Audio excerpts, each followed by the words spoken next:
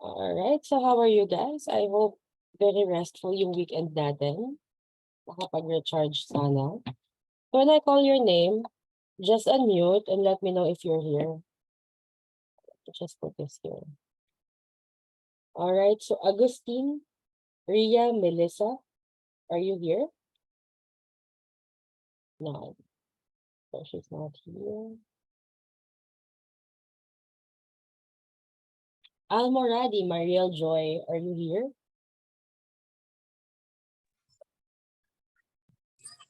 Mariel? So wala din si Mariel. Jessica Andrada. Present po. Alright. Ira Angeles, I saw you a while ago na. Ira. Present. Antonino, Clarence, si Mr.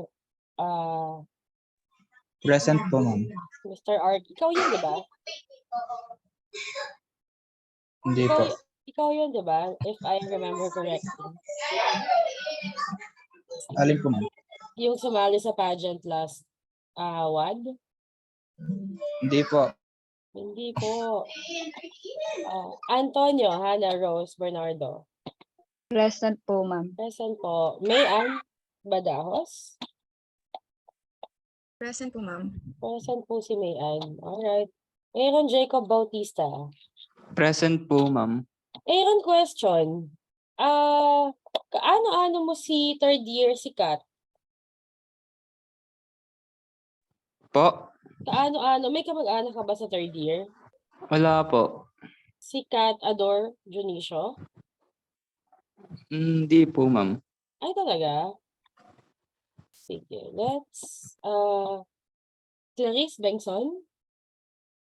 Present po, ma'am. Present po, ma'am. Pitts Jerome Binarao? Present po, ma'am. Present po. Joyce Cabatuando? Present po, ma'am. Mariel Calaranan? Mariel, wala. Aaron, ikaw yung ano, di ba? Ikaw yung awardee natin for co-arch, College of Architecture. Correct? Po? Ano po yan, ma'am? Ikaw yung awardee natin. Hindi ko po alam. Ikaw. So, hindi ikaw yung may G1 na 1.4? Ako po. Congratulations. Sherilyn Cruda. Sherilyn, wala. Leia May Daddies. Si Miss Arky. Leia. Wala din si Leia. Julian De La Cruz. Present po, ma'am. Roxy Destor. Present po. John Red Fernando. John Red. Wala pa si John Red. Arvin Gapak. Hello po, ma'am. Present. Present po. Charles Garcia. Present po. Julius Garcia. Present po. Dennis Grospe. Present po. Emerald Jose. Wala pa si Emerald. Julian Legaspi. Present po. Leslie Limpangog. Ay, Present po, Leslie ma'am. kanina. Shahana, malilate daw si Shahana. Alright, so Joshua Manalastas. Present po. Evita Manansala. Present po. Camille Mendoza. Present po. Eliza Lorenzo. Present po, ma'am. Criza Pakis. Wala pa si Criza. Rhoda Pascual. Rhoda, are you here na? Wala ka. Angelique Pineda. Present po. Present po. Paolo Postor. Present po, ma'am. Yes, si Mr. Early Bird natin. Paolo is always first to enter the Zoom. Raniel, Puno. Present po, ma'am. Alright, Crisel Rojas. Present po, ma'am. Mark Justin Santagilio. Present po. Present po. Micaela Santiago. Mika? Wala si Micaela. Joshua Sarabia. Present po, ma'am. Gwen Shin and Edrelyn Tan. Gwen Shin. Wala pa si Gwen. Edrelyn Tan. Present po, ma'am. Baka pumasok na sa Zoom. Ria Agustin, are you here na? Shahana is here na. Ria, are you here? Wala. Mariel Almoradi, are you here? Present po. Present na. Mariel Kalanganan. Wala pa din. Sherilyn Cruda. Leia May Daddies. Wala. John Red, wala. Emerald. Ma'am, nandito po. John Red, nandito ka na. Present po. Welcome. Wait, let's just... Hello po, ma'am. Good Ma'am, afternoon, andito sir. na po. Andito na din si Mariel. No, I'm just checking, guys, kasi we don't normally check the attendance, pero parang wala namang any reason not to check. Emerald Jose, are you here na? Riza Pakis, Rodora Pascual, Micaela Santiago, and Gwen Shin, wala pa din. Alright, sige. Let's just mark those. So, someone wants to say something in the chat that you want to say. Noted, Ira, sorry. So, guys, question. What have we learned last week? What have we learned last week? Yung modern architecture natin, or a very brief summary of our modern architecture. What do you remember from last week's meeting? Anyone who wants to start?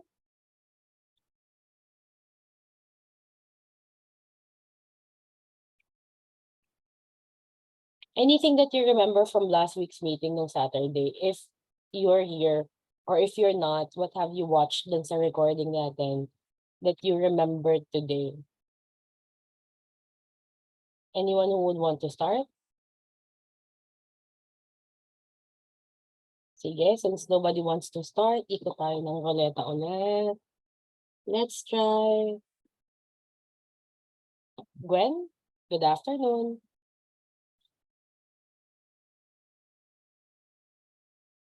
Gwen. Wala si Gwen. So, let's try someone else. Yung katabi ni Gwen sa Zoom. Hannah, Antonio. Hannah, good afternoon. Good afternoon po, ma'am. Ma'am, yung naaalala ko po yung ano po, expressionism po. Yung mga distorted na po yung mga design po nila. And yung example po nun is yung kay Einstein po na building po. Yan po. Hindi, anyway, thank you, Hannah. Hindi naman technically distorted yung design. Kasi when we say the keyword distorted, we would be talking about the deconstructivist movement, which is in our postmodern era. Expressionism more on, they see architecture as a work of art. They see architecture as more symbolic or a stylistic or a stylic expression of their experience. Mas pinahahalagahan nila yung concept of whatever it is that you're doing. Let's say, itong observatory nga ng Einstein Tower. So, let's take a look. Let's take a look. So, mas pinahahalagahan nila yung itsura, yung form, rather than the actual function. So, see here, kita natin, it's an observatory. It's a tower made para, it's in a park. It's in Einstein Park. So, it's a science park or scientific park. Tapos, yung context ng design, let's take a look. So, we would appreciate it more. Is this is a blank wall, no windows for lighting, no windows for ventilation. Tapos, the topmost floor is this one, the observatory deck or yung viewing deck or whatever it is that they call it. They wanted it to look like this kasi it doesn't serve any significant purpose aside from it being an observatory and an office or a library space below. So, hindi ganun sila nagfo-focus sa hindi sila ganun nagfo-focus sa function ng building. Rather, mas focused sila sa form. Mas focused sila sa kung ano yung magiging itsura. And that's the expressionist movement. They see they see architecture as a work of art. So, ang tingin nila is they have the freedom to do whatever they want with the structure, with the external look of the structure. Kasi expressionism actually has something or it has more to do dun sa designer rather than dun sa dinedesign niya.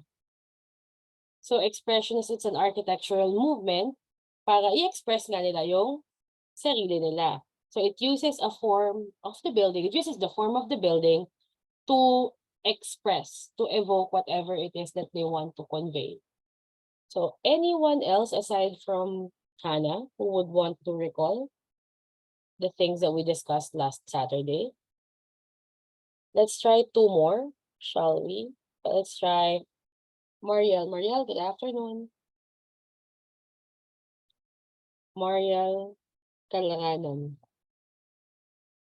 Mariel. So Mariel is not here. Let's try. Someone Ma'am. else. Sige. Mariel, what do you remember? Opo. What do you remember from last week's discussion? Modern architecture po is brought by Industrial Revolution po. Dahil hindi na po limited sa mga natural materials po.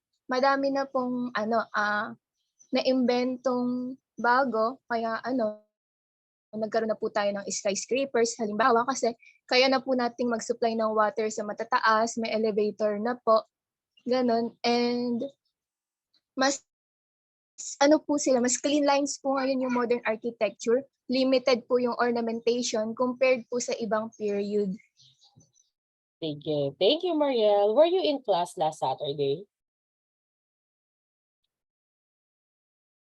Mariel? Po. Were you in class last Saturday? Nakahabol.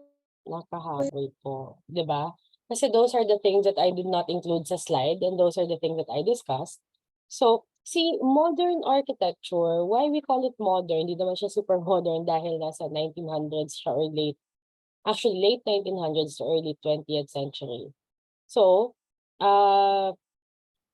late 1800s to early 1900s. So, yung modern architecture, sabi nga ni Mariel, is it's brought about by a lot of changes in the materials, in the building construction methods, in the building construction materials that we have. We now have steel construction, steel and glass construction, nagagamit na natin yung glass. Whereas before, very limited yung mga glass and it's really just used as openings sa windows, sa transom ng door, or sa side light ng door as decor. So ngayon, naging main building material na siya. Remember the Crystal Palace in London and the Crystal Arcade, of course, in Manila. So, marami nang naging application yung iba-ibang klase ng building materials, iba-ibang methods ng paggawa na. We are now able to construct higher and higher and higher buildings. In fact, nakakagawa na tayo ng skyscraper at this time. So, hindi na tayo limited sa mga horizontal developments. We're now more vertical. And it's very important to note that at this period in time, at this point in time, nagkakaroon na tayo ng slight population boom. Hindi man yung sobrang boom as in yung mid to late 1900s, pero mas dumadami na yung tao kasi meron ng development, nagsasettle na yung mga tao. I mean, yung settlement natin is more conducive for raising a family. So, mas madami na yung nagiging volume, density ng population sa isang lugar. And some of the architects of that time, they were already looking forward. Paano pag masyado ng madami? Some were even proposing as early as that time yung mga vertical developments natin. Now, when we say modern architecture, we might be thinking wala talagang ornamentation, but it's not. It's really just very sparsely done and depending on the style. Kasi when we talk of the international style, you will be thinking of Miss Van der Rohe na clean lines, steel and glass construction, as in walang ornament at all. Pero you have to remember as well, Art Deco and Art Nouveau happened during the time wherein we're considering it already as modern architecture. Devoid na siya of any regionalistic characteristic or any influence. Hindi naman lahat, pero most of the influence of the previous architectural eras na did this, na did disregard. And we're moving on to more modern designs, more different designs, something that we've never been used to, something that we have never considered doing before, something that we don't recognize as one of those designs from any other era that we discussed. Aside, of course, yung revivalist natin, it's a transition period between yung technically part ng medieval or ng early ages natin to modern architecture. So one last, anyone else who would want to share anything that they learned or they remembered? Can you give me one of the famous architects that we discussed last week?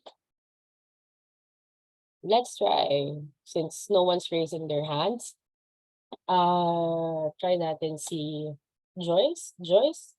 Good afternoon, Joyce.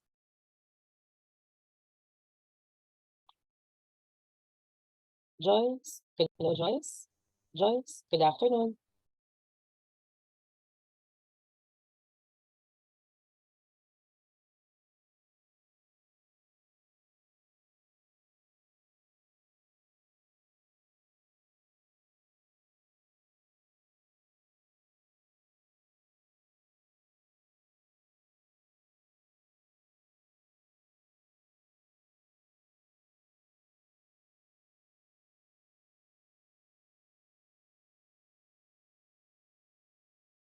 Hello, guys. Can you hear me?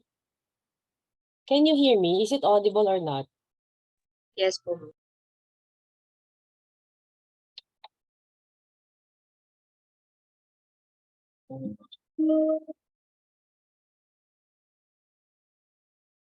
Bluetooth mode. Or not?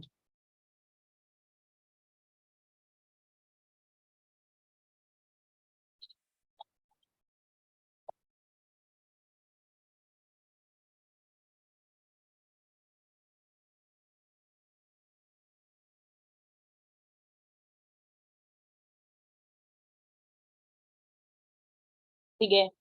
Guys, can you hear me better now? Yes po, ma'am. Can you hear me better now? Opo, ma'am. Yes po, ma'am. Yes, sige. So, where was I? I was calling Joyce. Joyce, good afternoon.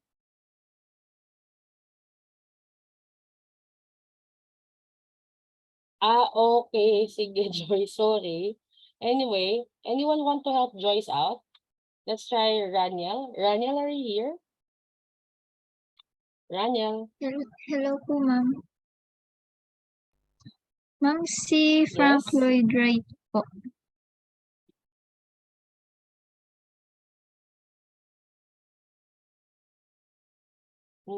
Hello, Raniel. Napuputol ka sa akin, Raniel. Ay, hello po, ma'am.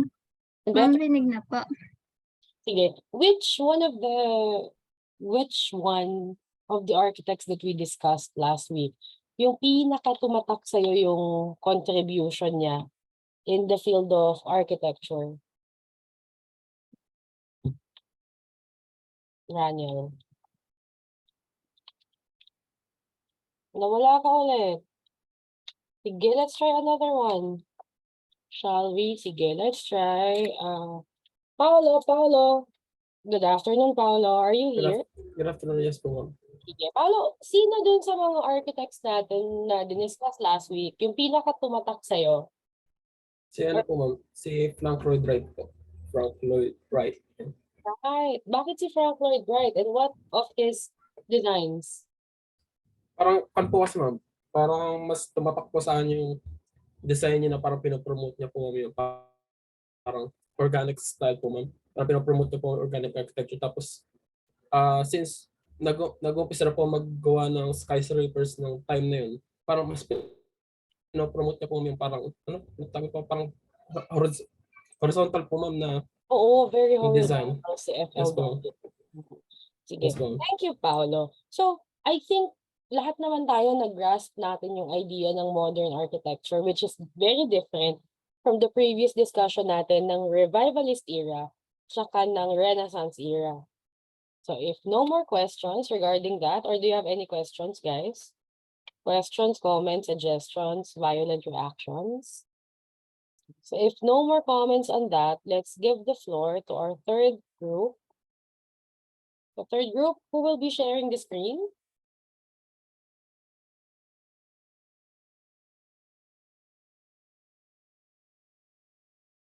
Sino mag-share ng screen natin?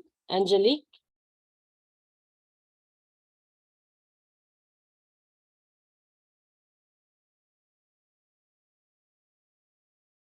Angelique, good afternoon.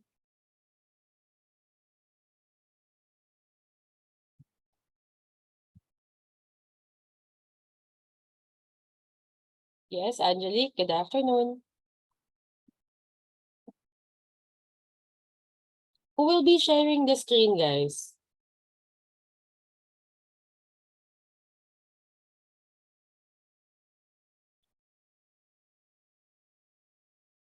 Ma'am, wait lang po. Nagloloko po kasi yung net namin. Sige. 5 minutes for you to prepare. Is that okay? So I'll give you 5 minutes to prepare.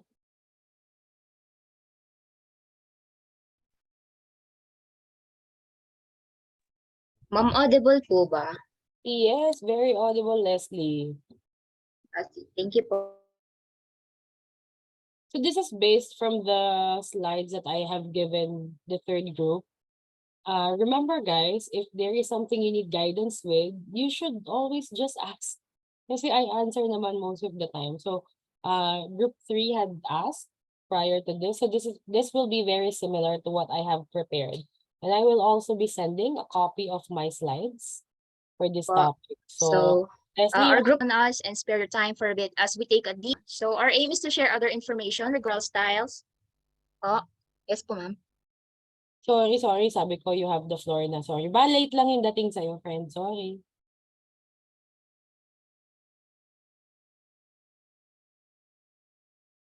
Yes, Leslie, go ahead. Thank you. Sorry po, unstable po kasi connection po. Sorry po. Okay po, ulit na lang po.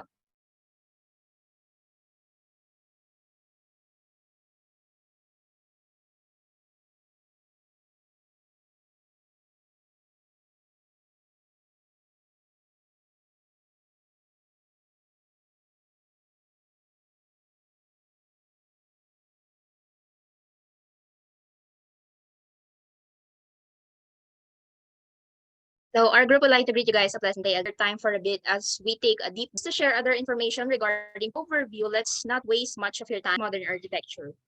Next slide, please.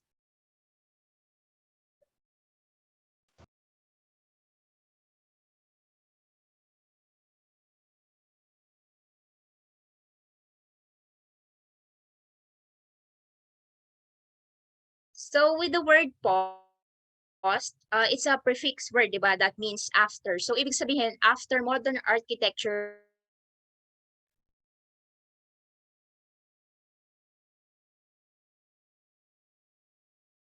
there comes along postmodern architecture, POMO. It is a style implementation. So it emerged as a movement against traditional classical styles and sought to make buildings dynamic and fun while breaking the rules. So based on what I've searched, postmodern gain criticisms dahil yung mga structure really integrate surroundings na kinatatayuan ng mismong building. So madalang mag-design yung mga postmodern architects that would work cohesively sa mga nearby structure. So basically, it's a turning point in history basing sa rejection against sa previous architectural eras. Next slide, please.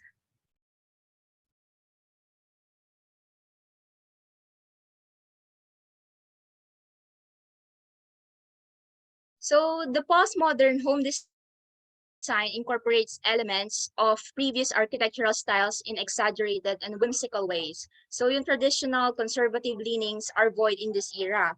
And many architecture experts say it was a time of anything goes. So yung mga architects kasi during this era, they can be considered for me as rule breakers of the past architectural styles. Kasi in a funny way to describe, para sila mga nagrebelde, and they don't abide by the law of following the pattern of using classical sense of architectural styles and intricate designs that were highly used before. Kumbaga, yung mga gawa nila ay OP or out of place in the early days of postmodern era, but in a positive way na talagang these structures will truly catch your attention.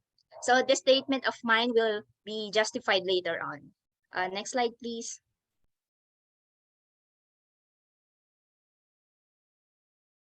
So it focused on free thinking design with conceptual consideration.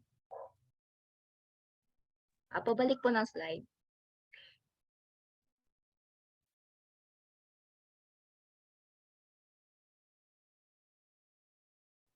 So it focused on free thinking design with conceptual consideration to the surrounding environment. So these considerations included integrating the design of adjacent buildings into new postmodern structures so that they had an element of cohesiveness while still making an impact.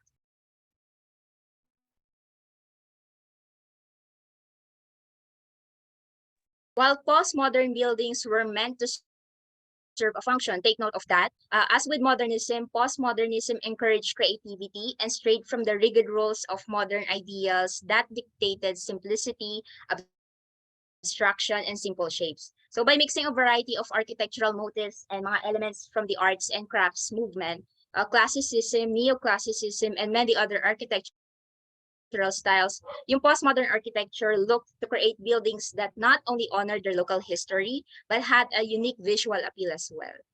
So going back to the history behind postmodern architecture, next slide, please. Postmodern architecture first emerged sa United States in year 1960 as departure in modernism. So it is a critic against the traditional styles of architecture. So the movement attempted to push beyond practical, boring, muted design that ignored history and culture and replaced tradition with personality by making reference to society. So postmodernism is a reaction to homogeneity and tediousness by praising different and striving to produce buildings that are sensitive to the context within which they are built. So yung postmodernism's emergence and yung proliferation was a direct response sa pag-usbong ng art movements like modernism, which is a style na nag-discourage ng paggamit ng historical reference in architecture.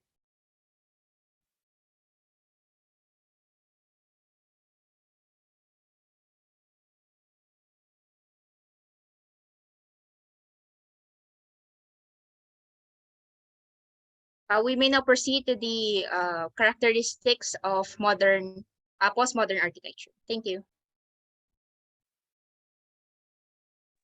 Characteristics of postmodern architecture. Postmodernism encouraged creativity and lumihi siya sa rigid rules ng modernism that dictated simplicity, abstraction, and simple shapes. Yung postmodernism, it sought to make buildings dynamic and fun.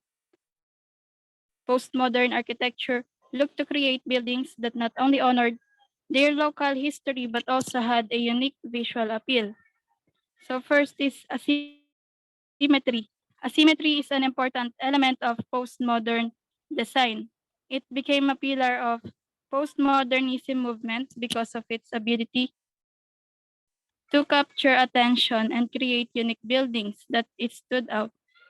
Sloping pillars, walls, and contrasting structures were commonplace in postmodern works and offered new perspective on what it meant to be a functional building.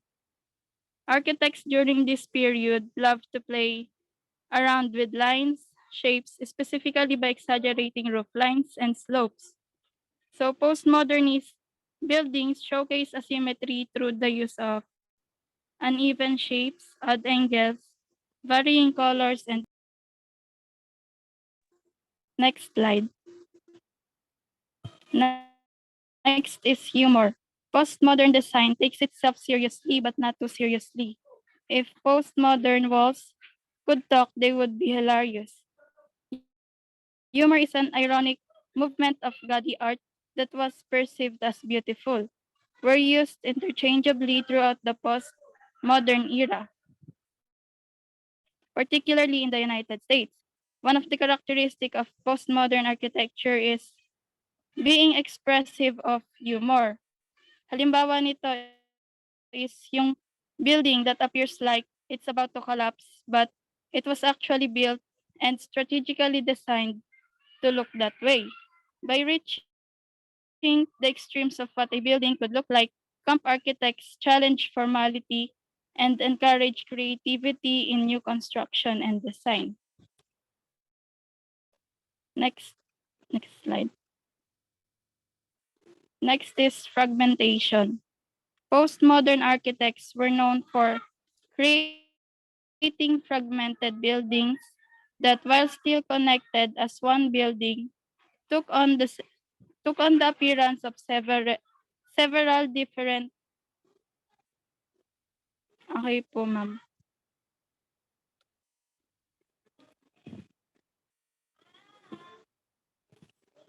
So yung sa postmodernism, isa sa characteristic ng postmodern architecture is yung fragmentation. Yung fragmentation ay ito yung kung saan yung isang building ay hinahati into smaller blocks with different functions using different styles and materials, and also different shapes and colors. Sa paggamit ng different shapes and styles sa isang building, nagmumukhang madaming structures yung isang building. A single building can appear as several different structures, but despite of appearing as different structures, this was still a single building that works as connected units.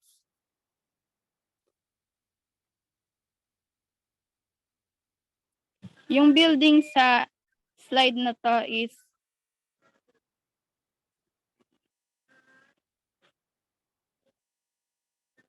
yung Guggenheim Museum Bilbao in Spain. Pwede pa balik po sa humor. Yung building naman dito sa slide na to is yung dancing house.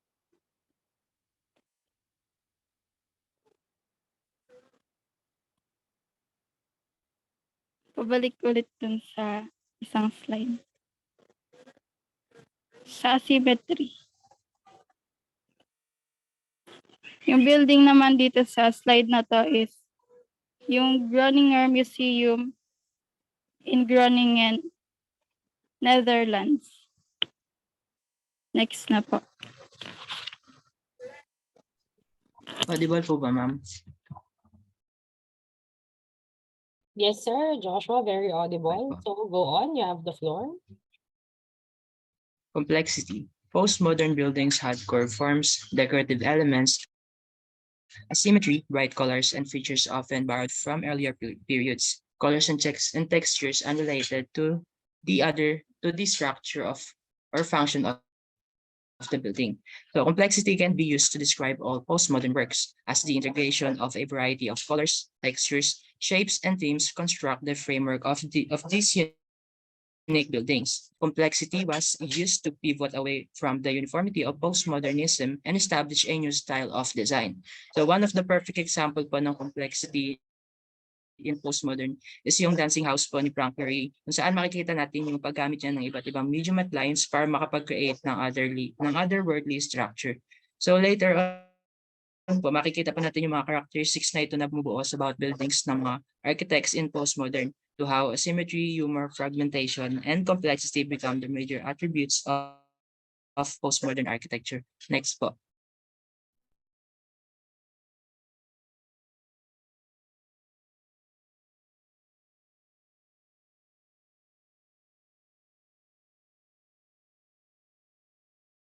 Ma'am,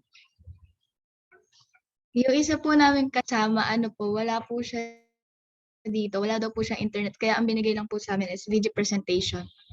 Sino? Si Dennis po, wala daw pong internet. Wala si Dennis now? As in right now? Let me just... Nag-check ako ng attendance and Dennis was here a while ago. Dennis Grospe, ah? Tama ba? Opo, opo. Pero he was here a while ago. And looking at the attendees now,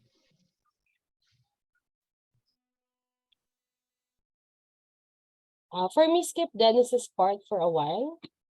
And what will be Dennis's topic? The architectural styles of the postmodern era? Brutalism po siya, ma'am. Brutalism. Sige, let's skip brutalism for a while. Can you move your Okay. slide back one bit?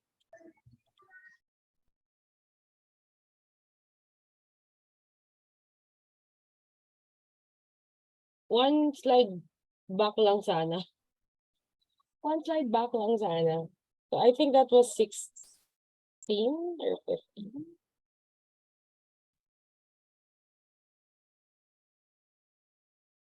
Yeah, architectural styles. All right. So guys, do you have any questions so far with regards to the characteristic of postmodern era design? Basically, what they want to say, what Leslie and was it Mariel a while ago? No, Leslie and nasa na yung isa? Anyway, so what the third group were discussing a while ago is that the characteristic of modern architecture is basically just it's basically just rejecting what they have built during the modern era. So tama si Leslie when she said ito yung mga nagre-rebelde nating architects. So it's a dismissal of the rigidity of modernism in favor of anything goes. Anything goes. Ano maisip namin, it's fine. So anong makita namin, it's fine. Depending to the subject matter, depending to the process involved, and depending on the materials. So it's a renewed appreciation for the rich tradition of the architectural past. So they have this, hindi naman sila anchored sa design nung previous eras natin. What we want to say now is that when we say postmodern, ayaw na nila si modernism, ayaw nila kay modern architecture kasi kinakahon tayo masyado eh. Very rigid, very straightforward. Kasi postmodernism, it just wanted to show us na kahit ano, pwede na nating i-design. Kahit anong form, kahit anong structure, we can easily make. Because we're at this point in time that we have all the technology, all the materials, all the necessary equipment for us to be able to build whatever we want to build. Gusto mo na 73 floors na building? Fine. We can do that now. Gusto mo ng, look at the slide. Gusto mo ng building like the Jerkin? The one in the middle is the Jerkin. I'm assuming, since nasa corner yung brutalism, I'm assuming that this one is the Edgar Hoover building, FBI building. I'm not sure, but it's the corner. Anyway, itong gitnang building, the high-tech one, is this the Jerkin? Can anyone confirm? Is this the Yes po, Jerkin ma'am. by Norman Yes Foster? po. Yes, this is the London Egg. Was it Egg or really just Jerkin? Basta it's by Norman Foster and Partners. Anyway, so andito na tayo sa era na we wanted to do something na wala nang pakialam, wala nang restriction, wala nang standard, wala nang gusto. So it's basically, what we're basically trying to distinguish now is ano-ano ba yung ginawa ng mga architects at this point in time at paano tayo affected ng mga bagay na ginawa nila. So I think, Angelique, Leslie, skip Dennis's part until he gets a stable internet connection. And sorry for him if he doesn't get an internet connection, but sige. Kasi for me, it's very predetermined na magbibigay ako ng video presentation. But when I checked the attendance a while ago, he was here. So anyway, can you move on to your next topic, guys? next coverage? Yes po. Thank you. You have the floor. Thank you so much. Thank you po.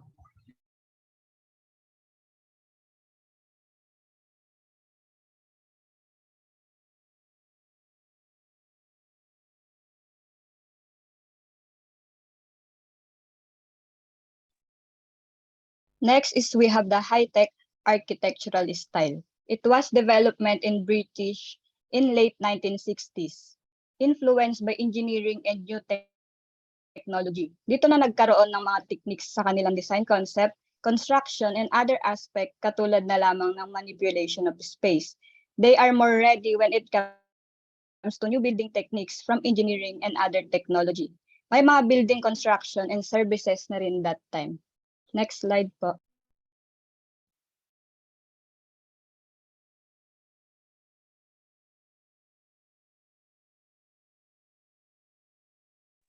Characteristic of high-tech architectural style. First is the flexible interiors. Open plan with the ability to partition as necessary. Dahil nga open plan na siya, mas na-distribute na nila yung spaces. They use glass and wood as wall. Express construction. Their beams and cables are very visible na sa kanilang structure and designs. Colored pipeworks and services to delineate structural parts and areas para mas madali nilang malaman yung specific use nila. Lightweight construction. Material were mostly steel and glass. Compared sa previous materials, yung steel and glass ay isa sa mga lightweight. Next slide po.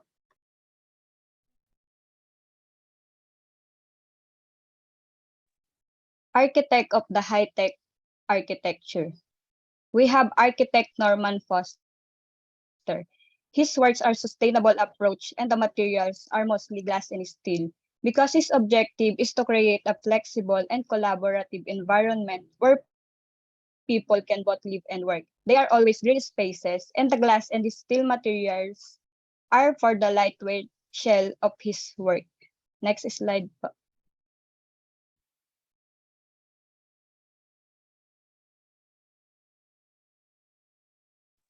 Architect Richard Rogers. His work are similar motifs, bright colors, and structural elements that is recognizable yet adaptable. He is also a Pritzker Prize winner way back 2007.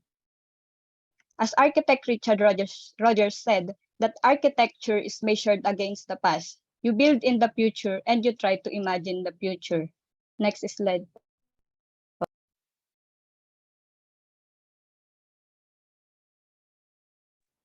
We have the Jerkin in London by architect Norman Foster. It was an open plan on each floor, which is characteristic of high-tech architecture, the flexible interior. Materials are mostly steel and glass to have a lightweight shell. It is also an energy efficient because of its open and circular plan to stabilize climate through the natural light and air circulation. Next.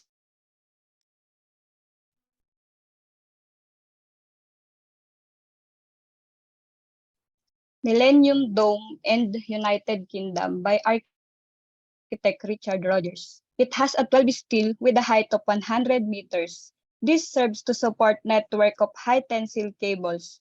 The 12 towers represent the 12 months of the year and the 12 hours of the phase clock. The canopy are coated with an artificial glass fiber fabric, also known as Teflon. They are durable and weather resistant. The constructivism, a movement which appeared in the 1980s. And again, it gives the impression of the fragmentation of the constructed building, commonly characterized by an absence of harmony, continuity, or symmetry. Postmodern architectural style characterized by the idea of fragmentation or the state of being broken into pieces and the manipulation of a structure's surfaces. Buildings adopting the style are often formed of components that have been disassembled and reassembled in a few and orthodox way, giving the impression of a chaotic design. It strives to create structures that are broken into basic components that do not seem connected. So hindi pa siya sumusunod sa mga rules or nag-acquire ng specific na aesthetics. It is the unleashing of infinite possibilities of playing around with forms and volumes. It attempts to move away from the conventions of modernism that can be viewed as constricting rules, such as the notions that form follows function, purity of form, and the truth of materials. Next po. Key characteristics of deconstructivism architecture.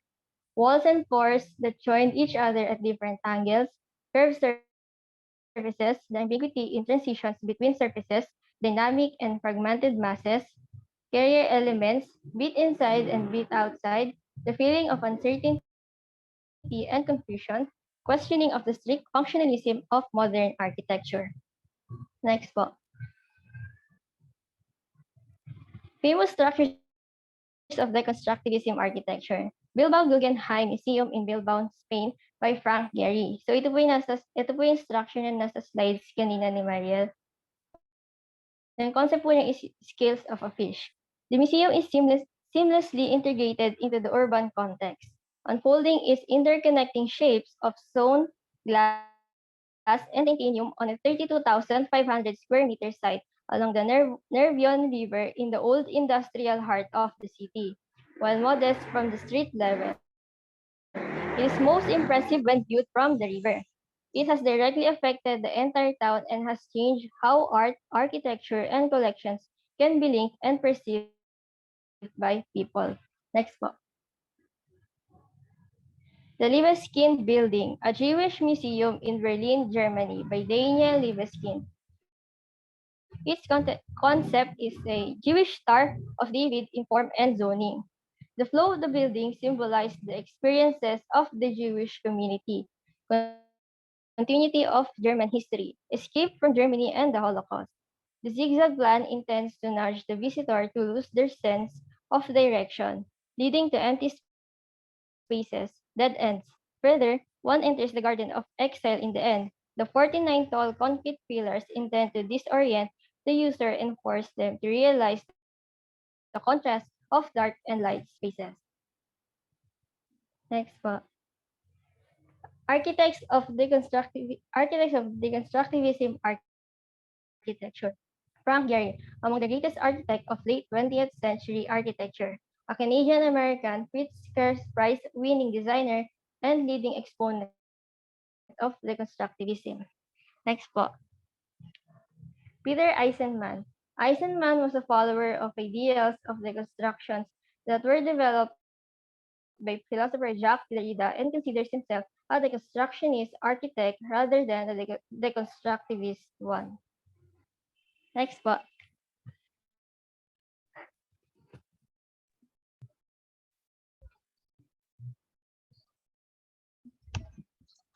Green architecture. Green architecture advocates sustainable energy sources, the conservation of energy, their use and safety of building materials, and the setting of a building with consideration of its impact on the environment. The concept of green architecture, also known as sustainable architecture or green building, is the theory, science, and style of buildings designed and constructed in accordance with environmentally friendly principles. Madalas, buildings are designed to meet building codes requirements, pero ang green building design challenges designers to go beyond the codes to improve overall building performance and minimize life cycle environmental impact and cost. To design, construct, operate, and maintain buildings, energy, water, and new materials are utilized as well as amounts of waste causing negative effects on health and the environment are generated. In order to limit these effects and design environmentally sound and resource-efficient buildings, green building system must be introduced, clarified, understood, and practiced. Architect Ken Yang stated as on one of his interviews na 10 years ago, we designed in a preventive sort of way, and that is to prevent further damage to the environment.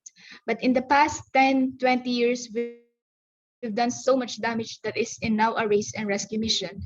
So doon pumasok yung sinabi niya na the buildings should imitate ecological system.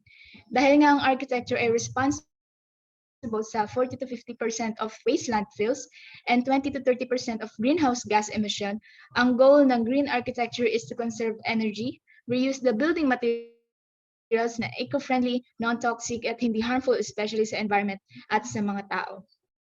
Madalas nagkakaroon ng misconception kapag sinabi mong green architecture. Hindi porket naglagay ka ng maraming puno at halaman sa plano mo ay masasabi mo na it incorporates green. Again, it is all about conserving energy, prioritizing safer materials, focusing on sustainable energy sources, and reducing the amount of waste during construction.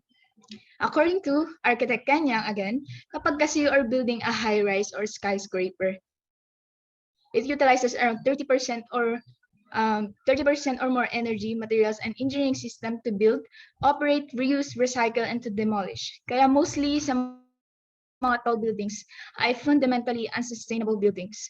Sa part pa lang na yun ay makikita na yung goal ng green architecture, and that is to make the building sustainable enough and can function itself at hindi high maintenance. Diyan na sumulpot yung mga vertical landscaping, hydroponics, at yung paggamit ng algae as biofuel or source of energy. Characteristics: energy efficient lighting and appliances, water-saving plumbing fixtures, landscapes planned to maximize passive solar energy, non-synthetic, non-toxic materials, adaptive reuse of older buildings, and efficient use of space.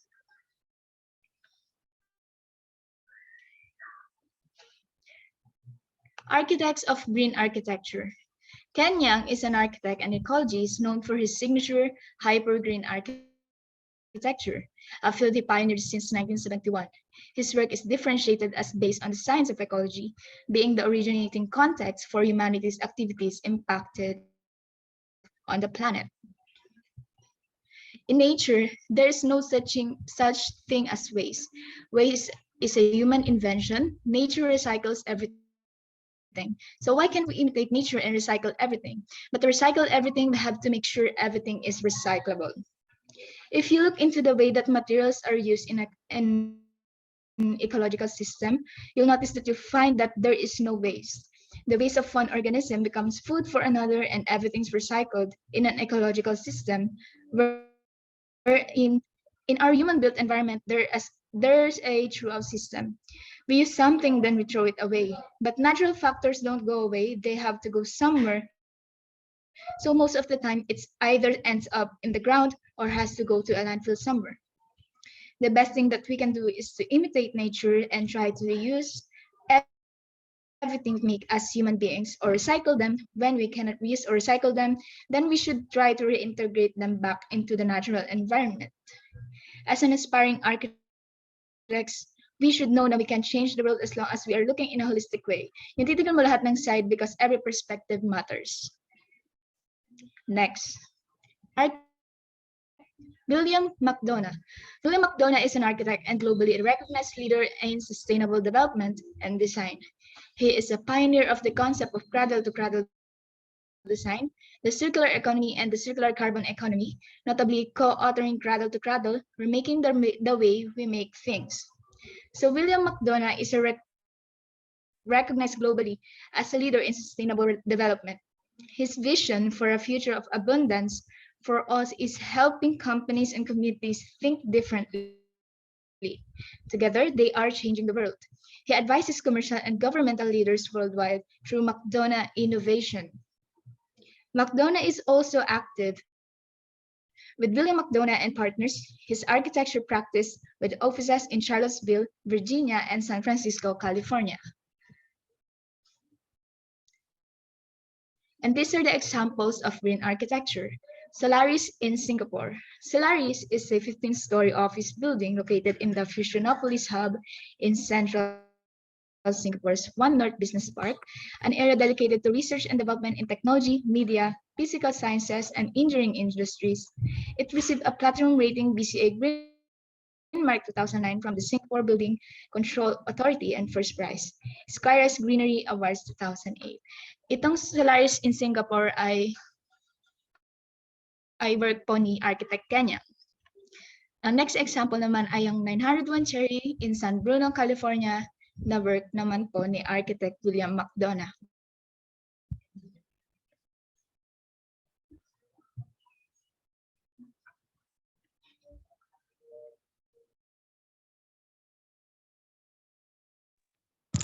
Hello po, naririnig po.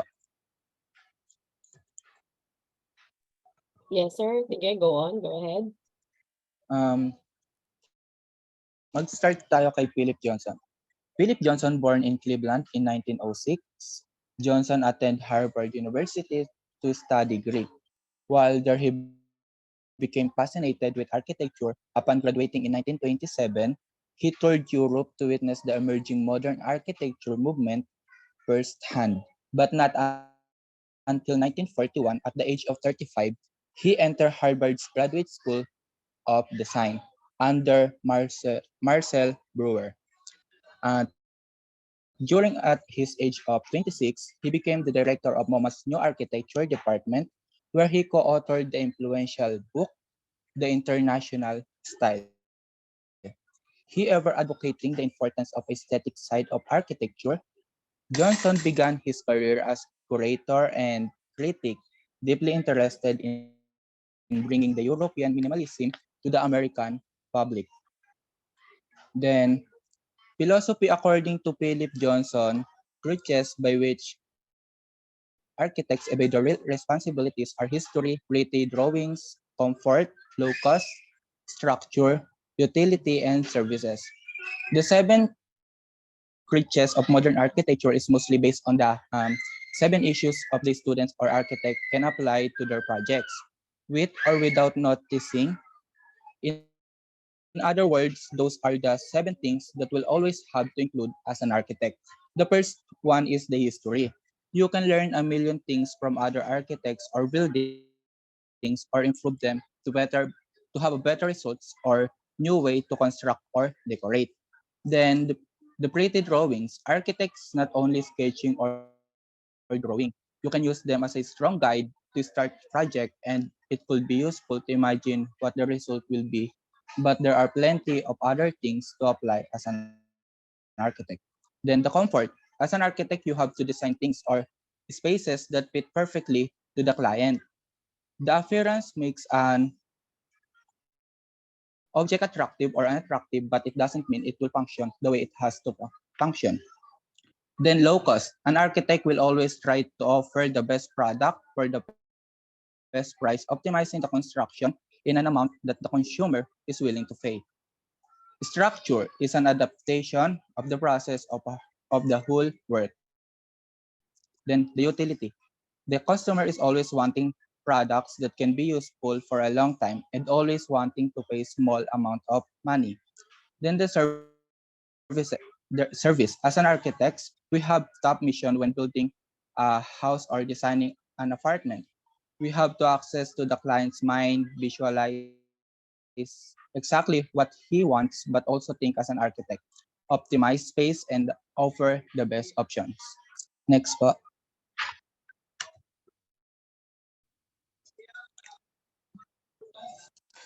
Now let's proceed to his architectural style.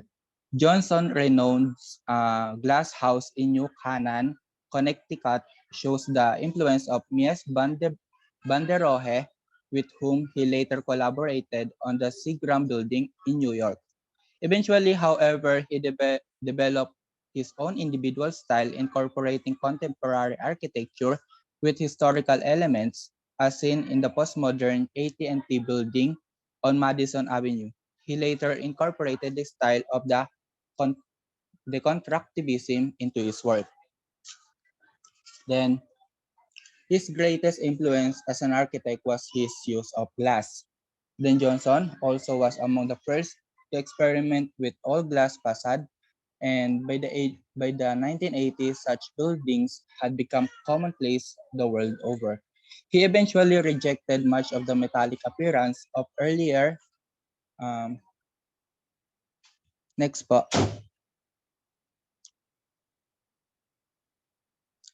He eventually rejected much of the metallic appearance of earlier international style buildings and began designing spectacular crystalline structure uniformly sheeted in glass. He believes in architecture is basically the design of interiors, or the art of organizing interior space. With the later works of 1970s and 1980s, Johnson began to manipulate both textures and color on the exterior of his larger buildings. Next po. Glass house is one of the example of Philip Johnson's and glass house is one of the world's most beautiful yet least functional houses. Transparent, open plan frame structure with which was his own residence. Is heavily influenced by Mies Farnsworth House, and but in brick cylinder includes outdoor sculpture and a separate blank walled bricks guest house. Next po. Glass spatial division in the glass building are achieved by a brick cylinder containing a bathroom and by low walnut cabinets, one of them containing kitchen equipments. It was a building really expressing many corners of classic designs, from elevated placements of an object in a space to its serene proportion, general overall symmetry, and combining of a balanced element. Simple rectangular plan by 56 meters by 32, glass walls, steel frame structure, wooden block flooring, chairs, designed by Mies van der Rohe. Next po. The picture shows the rectangular plan po ng glass house. Next po. Then the picture shows yung mga ginamit po na features doon po sa glass house. Siyempre po yung glass walls, steel frame structure, wooden block floorings, and then yung chairs po designed by Mies van der Rohe. Next po.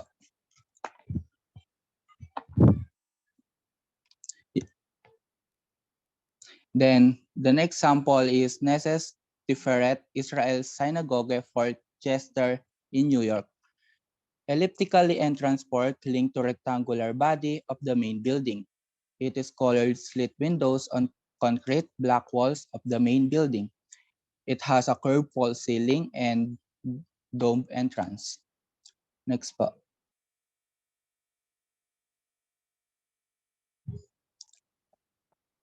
Okay po. And the third one is the Four Seasons Restaurant in Seagram Building, New York City. Located on the first floor of Seagram Building, the restaurant is comprised of two public dining rooms that set a new American style of restaurant. To match exterior bronze cladding, interior columns are faced in bronze. Walls are surfaced in a thick French walnut veneer. Contains formed from number of thin chains of anodized aluminum. Large rectangular pool is lined with marble, high ceiling, and hardwood surface. Next po.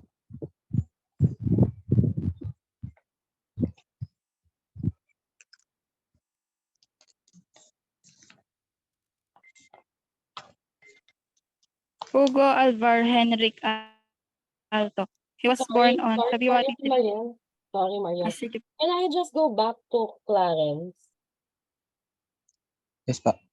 Clarence, sorry, I needed to ask. Of all the postmodern architects that you have discussed, who among those do you consider as, for me, yung nag-embody ng postmodernist school of thought or yung idea niya? Kasi I heard a while ago that some of them were influenced by Miss Van der Rohe, correct? So who among those people that you have Yes po. read on, do you think is the best embodiment of the postmodern movement?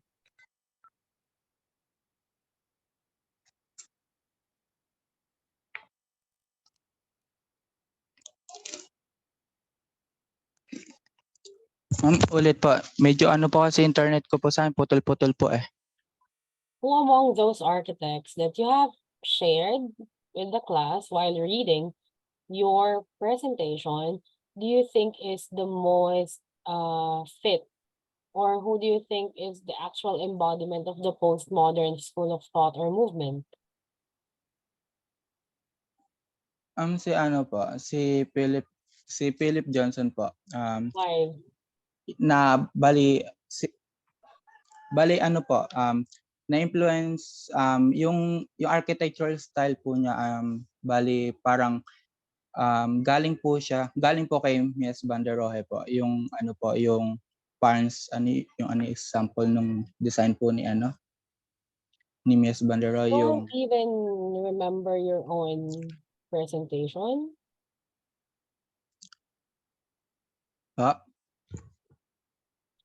Sige. Why I ask is Philip Johnson is actually, there is no clear delineation between modern architects and postmodern architects.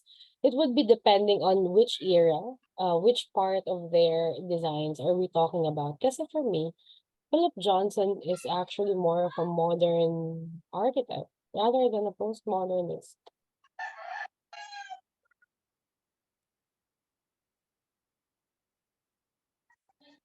Sige, Clarence, can you shoot me a private message and then Marielle can continue their presentation? Go on, Marielle, you have the floor. Thank you very much. Hugo Alvar Henrik Alto. He was born on February 3, 1898 in Cortain, Finland, and died on May 11, 1976 in Helsinki, Finland. He is a renowned Finnish architect, designer, and town planner. Forged a remarkable synthesis of romantic and pragmatic ideas. His work reflects on deep desire to humanize architecture through an unorthodox handling of form and materials that was both rational and intuitive. Alvar Aalto expanded the notion of a rational architecture, which for him relied too heavily on technical and functional considerations, by giving priority to the psychological and sensual aspects of design through means such as colors, the sensitive modulation of light and sounds, and materials, especially wood. Nature, not the machine, should serve as the model of architecture, is Alvar Aalto's philosophy. This belief most likely stems from the importance of nature in Finnish culture, pairing in with the organic idea of adapting to the local environment, forming a bond between people and nature. Alvar Aalto was a master of functionalism who aimed to design buildings that were as human-centered as possible. He believed that nature is a significant part of this human-centered empathic architecture, which is why his buildings are usually, in one way or another, connected to nature. Next slide. Notable works of Alvar Aalto. Paimio Sanatorium in Paimio, Finland. It was completed in 1933 and it is a former tuberculosis sanatorium designed by Finnish architect Alvar Aalto. The project has been canonized as an internationally recognized masterpiece of modern architecture, and it is often considered the breakthrough of Alvar Aalto. Paimia Sanatorium was of key importance to the international career of architect Alvar Aalto. Next.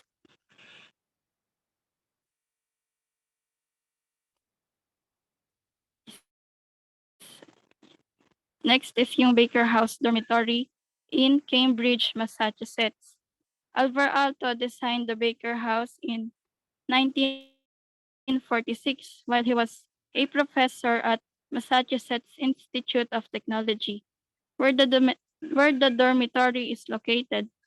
The dormitory was one of the first pieces of architecture that he created in the US. Next.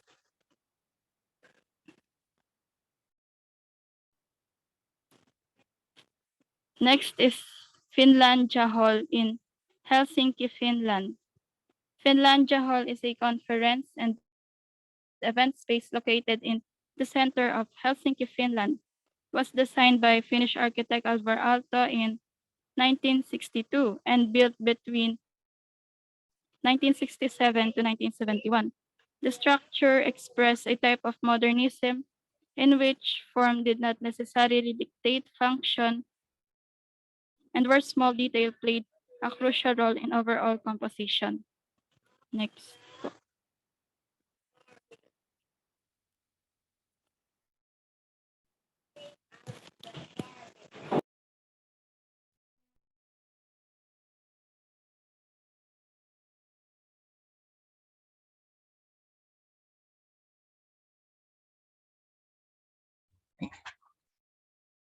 Louis Kahn. Louis Isidore Kahn, or his real name, Etzalibis Kunlowski, ay isang Jewish na lumaki sa isang mahirap na pamilya sa Estonia noong 1901. During that time, Kahn's father served in the Russian army as a paymaster but also possessed talents as an artist in reverse glass paintings. So isang fun fact po, if we look into his face, makikita natin yung scar na nakuha niya noong siya ay 3 years old. He saw a coal and was fascinated by its flame. Kaya naisipan niyang ilagay ito sa apron niya at nag-cause ng fire. Dahilan kung bakit siya nagkaroon ng scar, which remained for the rest of his life. So back to his life, in the midst of another war, Kahn and his parents moved in the States to start a new life. So that time, mahirap po sila at wala silang pambili ng art supplies. So his family gave him bird twins and matches to draw and sell those artwork bilang pandagdag kita. So as time passes by, they eventually became a US citizen and Kahn was able to continue his studies. He was fascinated and had found his path. Despite winning a full art scholarship, instead ay pinili niyang i-pursue yung architecture na course po while working at various jobs to support his tuition and expenses. So Kahn's architecture is notable for its simple Platonic forms and compositions through the use of brick and poured in plus concrete masonry. He developed a contemporary and monumental architecture that maintained a sympathy for the site.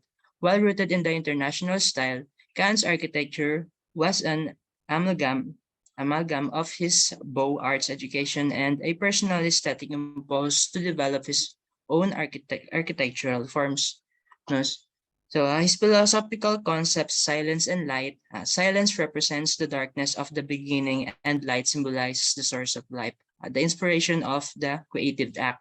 So he realized relatively few buildings, yet the formal restraint and emotional expressiveness of his Jonas Salk Institute, Kimball Art Museum, and the Capitol Complex in Dhaka are regarded as an inspired interpretation of modernism. Next po.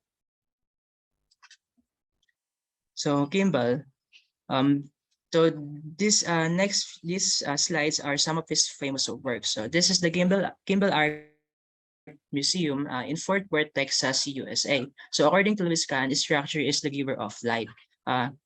So dito po makikita po natin na ginamitan niya po ng skylights reflectors para po mag-spread yung sunlight across the vaulted gallery ceilings. Use of indirect sunlight to avoid damaging the artwork. So here po makikita rin po natin na yung colors po na ginamit sa interior din po at in exteriors ay more on a neutral color lang po para po hindi po masapaw yung mga artworks na nasa loob po ng museum. So materiality sa exterior, poured in plus concrete travertine veneer for infill walls, lead coated copper roofs for the shells. Sa interior naman po, same concrete uses for the walls, stairs, balustrade, and proportions of the floor. The remaining gallery flooring and doors are white oak. So when it comes in texture naman po, smooth concrete interior walls allows for light to reflect and creates a calm environment for the purpose of space. So originally, the plan was supposed to be an H-shaped plan po, but then developed into a C-plan. So we can see the use of symmetry and use of curved vaults na mayroong 16 rectangles. Here, we can see the 16 narrow rectangular cycloid vaults. The concrete shells, which serve as really long beams, post-position 5 thick concrete shells, one for supporting the column in each corner of each section. The concrete forms were made of hinged plywood coated in coil. Concrete struts were inserted at 10 intervals to prevent shells from collapsing at their apexes. Thick concrete arches are also added to ends to stiffen the shells. Next po. Uh, so ito po yung yan, dun na sa yan. So inside the interior, we can see the effectiveness of skylight with reflectors as well as the use of symmetrical design. So ito po yun. Next.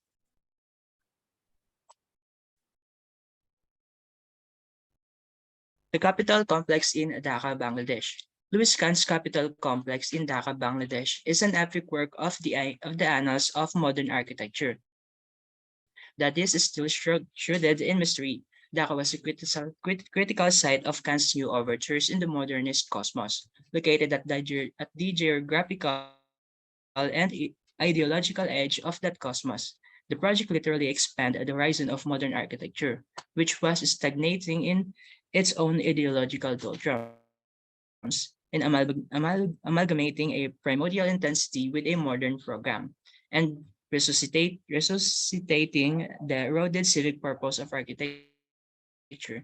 Kant was able to articulate in Dhaka a kind of mystical modernism, which some would describe as a prosecutor of postmodernism. So the capital complex is usually described primarily as a monumental tectonic ensemble. Living three themes understand the relationship between architecture and landscape, the presence of the sacred and the modern context, and the civic realm of the contemporary city. In forming the overall plan, Kant conceived the National Assembly building as the crown of the complex. Kant narrates in his characteristic mystic way, after 3 days struggling with the design, he fell out of bed and conceived the assembly of transcendental event. More crucially, he had posed for himself another probing question about the nature of the project, how the buildings are to take their place on the land. This twofold theme and assembly is of a transcendent nature, and the way buildings are to take place on the land becomes the genesis for the project. Taking place would become an abiding theme for Kant, generating a new relation ethos between architecture and landscape that would be followed up in later projects. So ito po, makikita pa natin dito yung mga geometric shapes found on the different faces of the facade and a dramatic impact to the overall composition of the building. The geometric shapes are abstracted forms found in traditional Bengali culture that are meant to create a marriage of old and new cultural identities, as well as serves as lights and a natural environment control system for interior. So for Khan, a light was an important aspect in design of a building, not just a way to illuminate space, but rather conceptualizing light as a creator of space. Next po. So ito po pala yung interior ng the Capitol. Next po.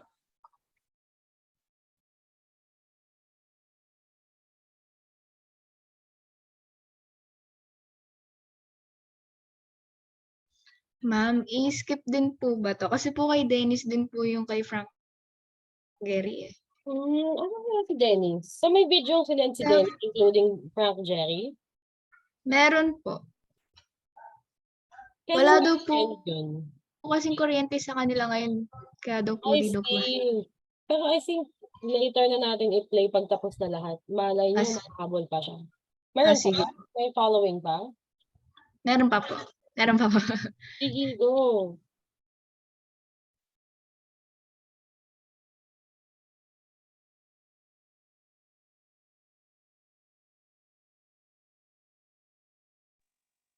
Michael Graves.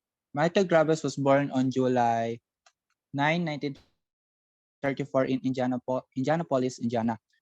And then he received his architectural training po at the University of Cincinnati, doing a program that let him work with Carl A. Strauss. And while getting his education, he entered Harvard University after getting his Bachelor of Science in Architecture in 1958.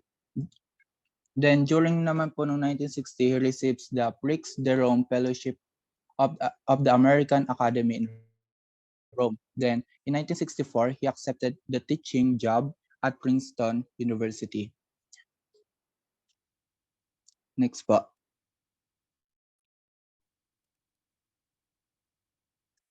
And Graves continues to turn to architecture itself for his inspiration. He has a deep interest in existing architecture, ancient, the neoclassical, and modern, and derives pleasure from reinterpreting its forms and compositions. He also has the integrity and talent to work within his field, deciphering and examining the ideas and rules that generate what came before and then reworking them to create new architecture. By doing this, he gives credence to the basic tenet that there is no such thing as an original idea, but everything original is based on the reworking of what already exists. One very strong influence on the works Graves is the interest in and appreciation of the simple domestic rituals of life. Next po. Then his philosophy is Graves' language of architecture operates on a number of levels. First, the foremost it is intended to operate within a public realm. It is meant to be legible and a part of everyday life. And second, and certainly no less important, although admitted, more understandable to the trained eye, is passionate and something playful interest in the reworking the commonly accepted language of architecture into uniquely personal expression of what might become, without losing its identity as part of language which has been developed and handed down through the centuries. Um, Graves' philosophy is simply means about the reworking of what exists into what is unknown but is still recognizable is his goal po. He is continually evolving experimentation with his architectural form and language at the level of abstraction and figuration, scale and color, size and structural systems. Is similar to the way of a writer or a composer reworks earlier ideas so that a new emerge without denying the existence of the tradition. Next po. Um, he, about his architectural style, Graves has been an architect who is simpler, concerned with the formal manipulation of a self-referential language, but is equally occupied with the building significance in time and place. Close examination of any of early projects reveals, for example, distinct reference to the environment that the buildings are a part of a curve referring to the clouds above, yellow rail referring to the sun, terracotta base suggesting grounding in the earth, and a mural expanding the perspective room. Graves' vocabulary may have shifted dramatically as a result of extensive travel, especially in Italy, and increased awareness of history, but his language has remained one of the making new forms that participate in continuum, acknowledging that building are part of much larger context that has been in making centuries. And then to sum up po, his architectural style in 5 words is about postmodern, simple, unique, colorful, and playful. Next po. Next na po. Humana Building is one of his renowned famous works. Humana Building is the headquarters of well-known American company specializing in healthcare. The modern buildings surrounding the site are setbacks from the street and plazas, eroding the historical urban street wall pattern. In contrast, the Humana Buildings occupy its entire site and re-establish the street edge as an essential urban form. Next po.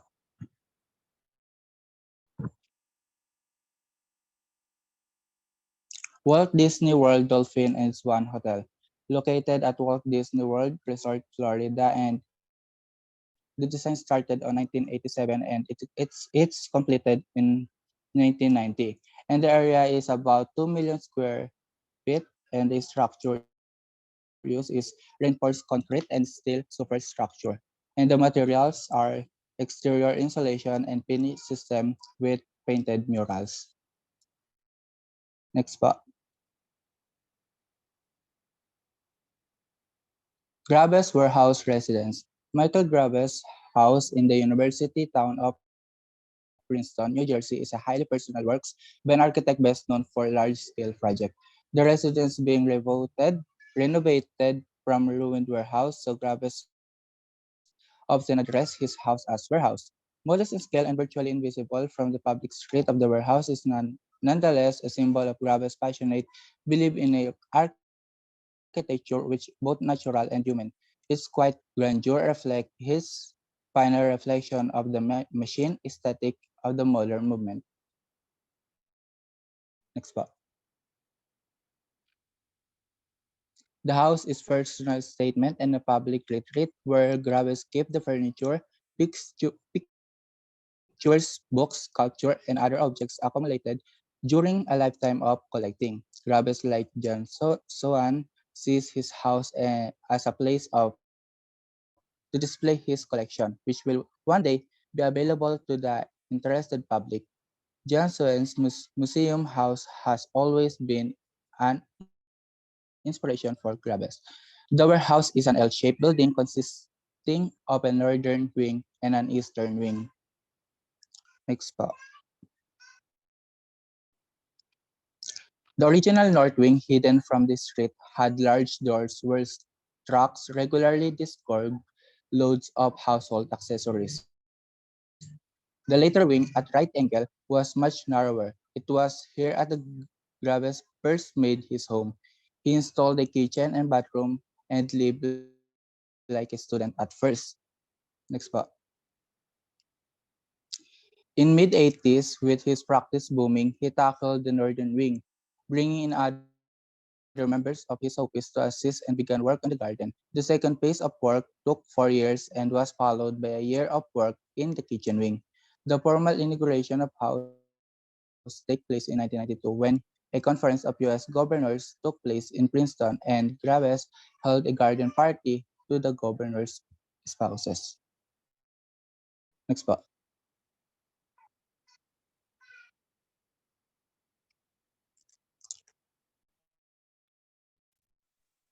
Terry Farrell, born on May 12, 1938 at Cheshire, England, a British national, one of the pioneers of the postmodern style, an award-winning international British architect and urban designer. He garnered a strong reputation for contextual urban design schemes, as well as exuberant works of postmodernism. Very few architects accepted the tag of postmodern architects. And isa na nga po dun si Terry Farrell. He also started experimenting with postmodern architecture just like other architects. However, he approached it differently. Naniniwala din po siya na ang modernism ay nire-restrict ang endless possibilities sa postmodernism. He also believed that postmodernism architecture was a new start to his career. And in addition, he's one of the world's most influential architects, planners, and urban designers. He has made an outstanding contribution to urban design practice. Next po.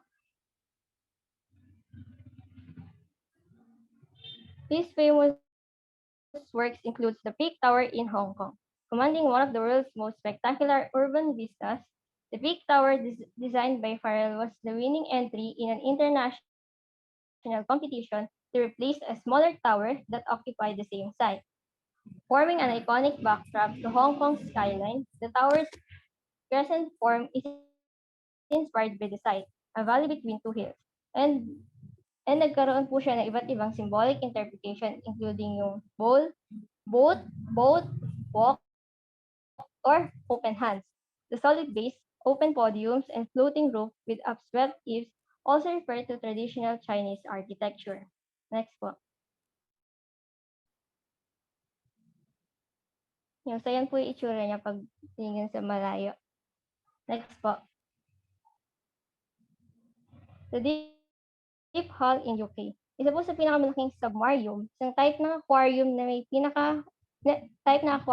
pinakamaraming sea creatures na sa United Kingdom. The Deep is a unique structure that leads the way in aquatic architecture and design.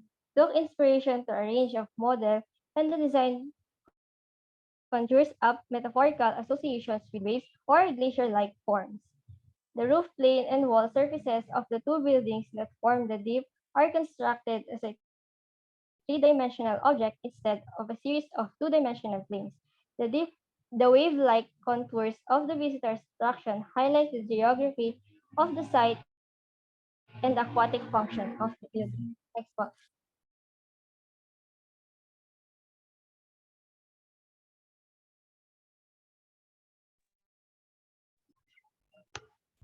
Robert Venturi. Robert Venturi is one of the inspirations of the postmodernist movement, and he believed that less is a bore.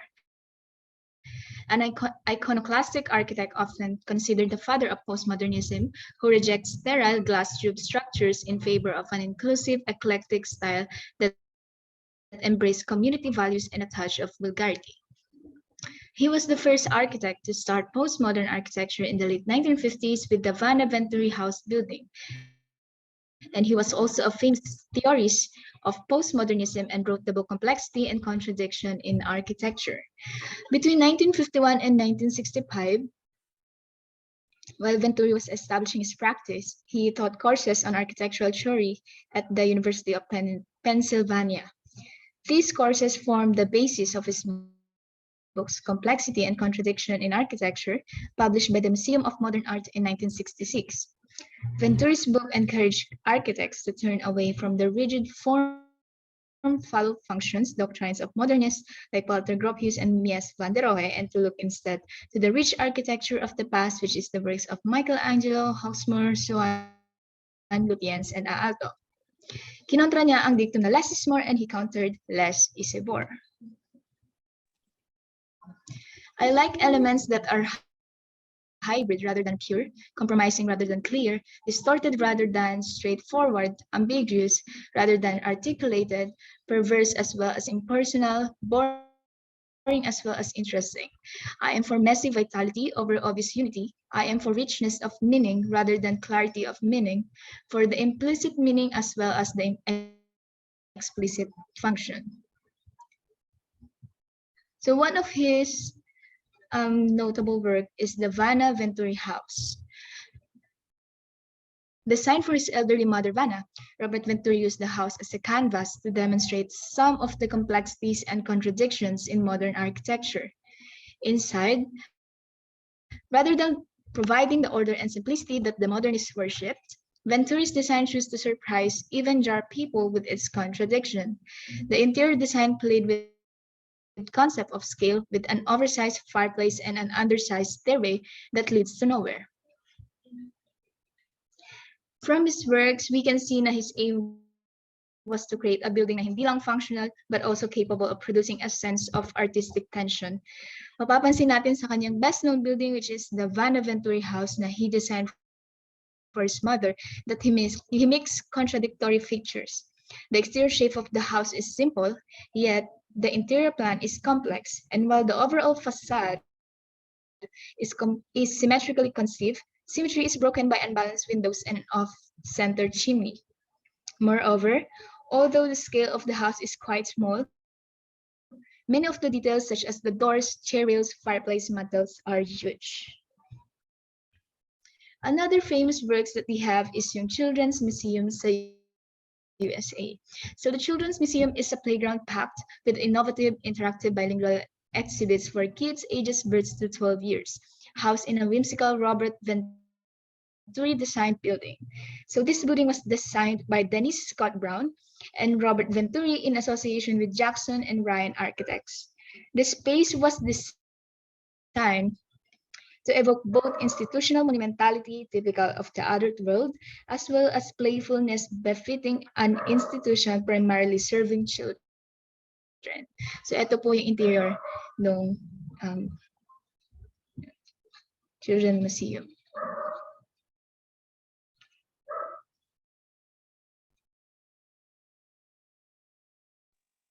James Sterling. Um, James Sterling was born in 1924 in Glasgow. Scotland and moved with his family to Liverpool, England the following year. He studied at the Liverpool School of Architecture from 1945 to 1950, spending the fall of 1948 in the United States on its student exchange. 1956 to 1992 architectural practice. In 1956, the architects James Stirling and James Gowan established a private practice, Stirling and Gowan, on London, England. The firm was responsible for seminar projects in British modernism, including flats and at Ham Common in London. The housing redevelopment in Avenham, Preston at the Leicester University Engineering Building. After the dissolution of the partnership with Gowan in 1963, Stirling set up his own practice in London. Then Michael Wilford, who had joined the firm of Stirling and Gowan as a senior assistant in 1960, continued work with Stirling after 1964. US Germany. His classroom project mainly based on the classicism of Ecolades Buick's arts, but he himself was concentrated on international style 1970s building in US shows contextualism. His German projects include Gallery is one of the example of postmodern architecture. He also Sterling Works was recognized with several awards, including the Ar2A Medal in 1978, the Royal Medal in 1980, and the Pritzker Prize in 1981. Next po. Sorry, Karen. Sorry. Hello? Yes, yes po. Yeah. How many more slides do we have? Yeah, I think best we continue this next week since it's already 6:45 and I don't want to take up an extension with our time. Remember, we stopped at slide 106. Do you guys have any questions? I'm really sorry I had to cut you guys because we don't want to extend our time and we still have a lot. So we have ample time by next week. Since we only have, I think, 2 more topics left to discuss for this sem. Anyway, have you guys, do you have any questions for what we have discussed today so far? Any questions, comments, suggestions? Anyway, congratulations to the third group for their very detailed presentation on our postmodern architects. However, I would just want to summarize it for you guys. We said a while ago that these postmodern architects, they really just want to veer away from what was established during the modern times. They did not care on how their things or their designs would end up looking like or whatever it is that they would need to do for them to achieve their designs. However, I think it's important to note that in deconstructivism, the one that was discussed a while ago, deconstructivism or deconstructive architecture, we forgot Zaha Hadid. I think we forgot her. She's one of the most world-renowned architects when it comes to uh, deconstructivism. So another that we missed a while ago, you actually missed my favorite structure by Richard Rogers. So one of the designs by Richard Rogers is what we call the George Pompidou Center. Did you include that, Angelique? Did I just miss it? But I was watching the entire presentation. I did not see the Center Pompidou. The George Hindi. Pompidou Center. It was designed by Renzo Piano, Richard Rogers, and Francini. It's one of the postmodern designs that are both well, in a way, hindi naman siya deconstructive form, but it's more of a utility-oriented kasi di ba exposed yung mga pipes niya. So, on your own time, on your own pace, I'd like you to Google a little bit about the Center Pompidou or George Pompidou Center, designed by Piano and Rogers. And then for next week, we continue this one. Dennis can do his part next week, but I'm afraid we're running out of time. So, and Guys, just a reminder, I don't like you reading your slides. So only include those that are necessary whenever we do the slides. Only include what's necessary. You might think na ang OA na pinapansin ko siya, but sooner or later, you will realize that this is a comment for you na when you're presenting your thesis, when you're presenting to your clients, only include those that are important to be included, and don't read your slides. Never ever read your slides. And so far, I think that's about it for postmodernism. Since the Pritzker Prize is already opened in discussion, we will be allotting one meeting for the Pritzker Prize, because this the whole idea of the Pritzker Prize, somehow until now, it's still the focus on the board exam. So you have to be ready for that if they ask you.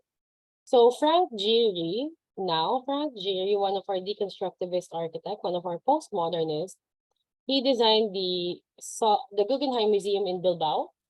He also designed the Disneyland Concert Hall, which actually looks a little bit like the Guggenheim Museum. Michael Graves also, he designed one Disney place. I forgot the exact term, but you can Google it on your time. He also has one designed building in the Philippines, which is situated in Binondo in Manila.